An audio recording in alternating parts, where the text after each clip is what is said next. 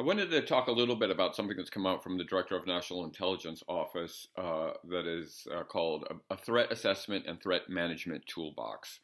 And what this does is look at the pathways to mass violence. Who are the people who are most likely to commit acts of terrorism, hate crimes, mass shootings? What are the red flags that we can look for? What are the warning signs? And this report from DNI looks at sort of 8 warning signs for mass violence. And the reason I want to talk about this is that each one of these warning signs is an opportunity for intervention, is an opportunity for people from the community, including the credible messengers among us, to see a person that's escalating towards violence and perhaps mass violence and prevent that act from happening. So I want to go through each of these 8 steps and talk a little bit about them and how they tie into this project that we're doing at Cure PDX. The first step is just called pathway. Pathway is when the person is getting ready for the attack. They start accumulating the tools they need for the attack. This could be buying not just guns, but more guns, accumulating large amounts of ammunition, getting tactical gear, including Kevlar vests and things that will help them further the attack, building bombs, learning how to build bombs, maybe even testing out bombs in their backyard. And they're essentially accumulating things that they will use for later acts of violence. And this is often a huge red flag, right? When somebody just starts very quickly amassing a lot of weaponry for no particular reason, this is an opportunity to say, hey, there might be something going on here. So this pathway, this very first pathway warning sign is an opportunity for intervention. The second warning sign is called fixation. A person becomes fixated on an individual, like Timothy McVeigh or the shooter in Christchurch, New Zealand. They become fixated on a particular cause. It could be a fundamentalist cause. It could be a political cause. And it sort of becomes their obsession. That it interferes with their work life, with their social life.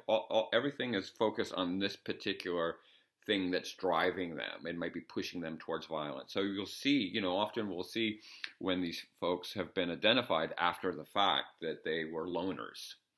Why are they loners? Because they cut off all their normal social interactions with other people so they could just focus on this particular issue that's driving them. It becomes a psychological obsession.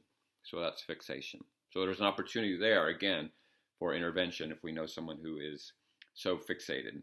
The third step, and according to the DNI, is maybe the most important one in terms of warning signs, is a person's identification shifts. This becomes who they are. They are someone who is fixated on jihadism, or they become fixated on a particular social issue that is pushing them towards violence, that they are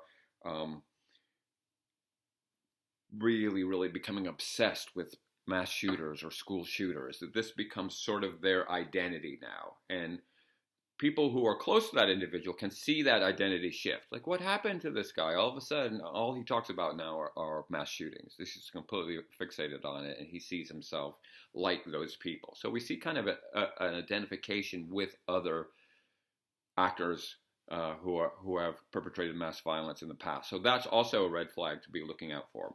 Number 4 is novel aggression. Novel aggression is when the person essentially is trying out being violent. This could be violence towards animals. This could be the destruction of property. This could be shooting, even going shooting in the woods when they hadn't done that before. This could be confronting people at protests to get the feeling of what it's like to go up against, quote unquote, the enemy. So they're going to gay pride rallies, or they're going to religious events and seeking out confrontation just to try to get that sort of experience of the adrenaline flowing and to see what that's like. They're almost like little trial runs before the larger act of violence.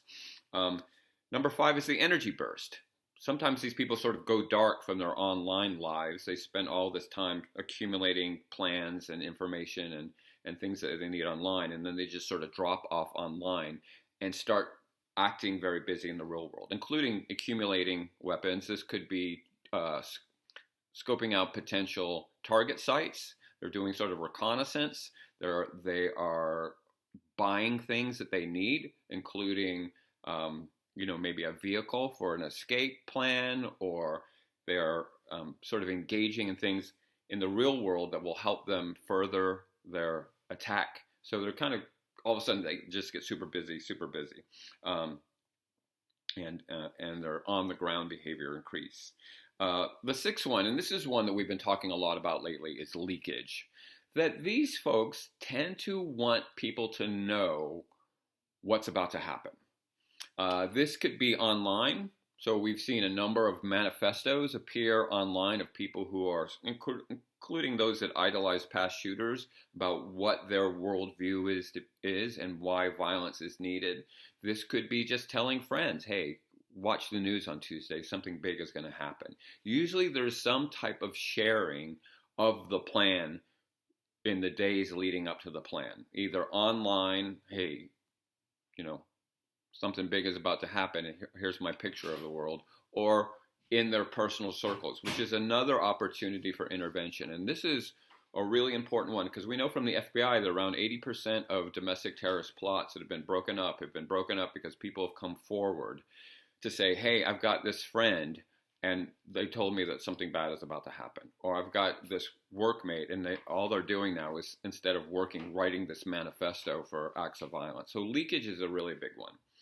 The seventh one is last resort. Last resort is this sort of apocalyptic view that, hey, the world is not going the way the individual wants it. Something big is about to happen.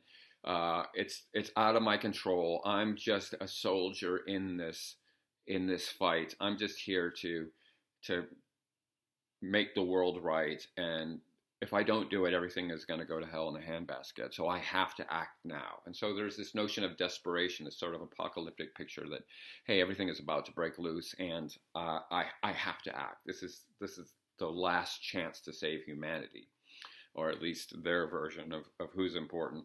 The least common, the number 8 on the list of warning signs, is the direct communication of the threat. That sometimes people will contact the people they plan to attack. They'll contact a mosque or a synagogue or a gay pride rally, the organizers perhaps, to let them know, hey, something is about to happen, mainly because they want to make sure they get the credit for it when it all goes down, and perhaps they end up not surviving it. This is the least common because it sort of alerts the folks that, hey, something bad's about to happen. We need to do something. We need to contact authorities. We need to harden our target.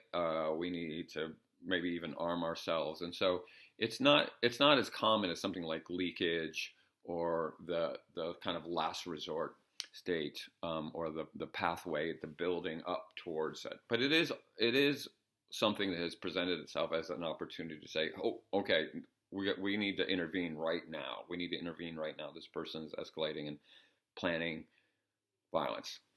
So this report from the Director of National Intelligence is really useful at looking at how we can see certain individuals who are kind of announcing that they're going to be violent, that they're announcing an act of mass violence, and there are opportunities there from both the side of law enforcement, but also the people who are connected to that individual to say, hey, I think there's something going on here with this person. I think they're planning a mass attack.